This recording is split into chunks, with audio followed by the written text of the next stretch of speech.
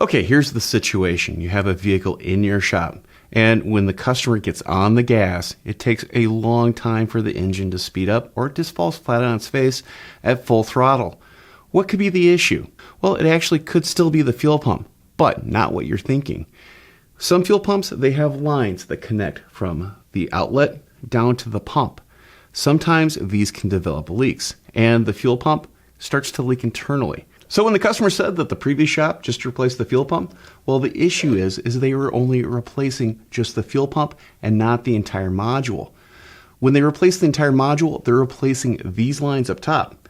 This means they're no longer leaking internally. When a fuel tank is leaking internally, it might have enough fuel to idle the vehicle and light throttle. But once the customer starts to really lean on the throttle for, let's say, a highway on-ramp, there is not enough fuel pressure or volume to help supply the engine, and the engine starts to stumble. Start looking for internal leaks in the fuel tank itself. This could mean that the fuel pump and fuel pump module could be leaking. I'm Andrew Markel. Thank you very much.